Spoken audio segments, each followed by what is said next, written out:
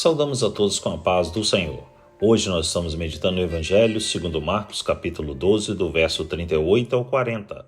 O nosso tema, a manipulação dos mestres da lei. O texto bíblico nos diz assim: ao ensinar, Jesus dizia: cuidado com os mestres da lei. Eles fazem questão de andar com roupas especiais, de receber saudações nas praças e de ocupar os lugares mais importantes nas sinagogas e os lugares de honra nos banquetes. Eles devoram as casas das viúvas e, para disfarçar, fazem longas orações. Esses receberão condenação mais severa. Meus amados, dando continuidade à sua ministração nas dependências do santuário em Jerusalém, o Senhor alertou aos seus ouvintes sobre o cuidado que eles deveriam ter com os mestres da lei, que tinham a função de interpretar e ensinar a lei de Deus, dada a Moisés.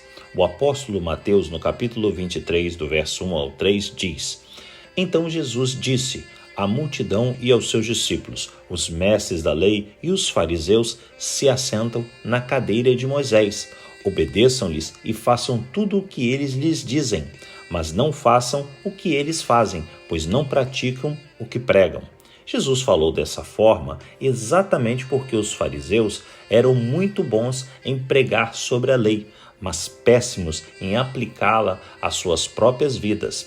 Para exemplificar, o Senhor disse que eles gostavam de ostentar vestes, serem reconhecidos e exaltados pelo povo e obterem lugares de destaque nas sinagogas e festas. Ao mesmo tempo, eles negligenciavam os mandamentos mais importantes da lei, explorando os menos favorecidos, como as mulheres viúvas que eram por eles manipuladas. Eles aproveitavam a fé delas para as enganar e roubar, ao convencê-las a entregarem a administração de suas propriedades e bens.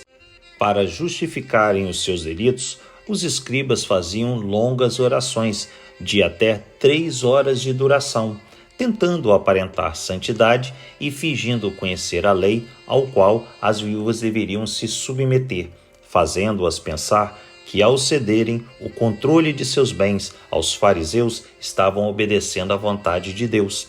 Infelizmente, meus amados, essa mesma forma de agir de alguns líderes religiosos continua acontecendo em nossos dias, quando tentam manipular a fé dos fiéis, principalmente dos menos favorecidos. Porém, como o próprio texto afirma, a esses suas condenações serão mais severas, como consequência de seus próprios atos. É por esse e outros motivos que a própria palavra de Deus nos incentiva a somente olharmos para o alto, ou seja, para as ordenanças celestiais que só se consumarão com a vinda do Messias, aquele que foi e é perfeito em tudo que fez e faz, pois não age conforme o seu querer, mas de acordo com a vontade do Pai. João, capítulo 6, do verso 37 ao 39, diz: todo o que o Pai me der virá a mim, e quem vier a mim eu jamais rejeitarei, pois desci do céu não para fazer a minha vontade, mas para fazer a vontade daquele que me enviou. E esta é a vontade daquele que me enviou, que eu não perca nenhum dos que ele me deu, mas os ressuscite no último dia. Que Deus nos abençoe em mais esse dia de meditarmos na sua palavra.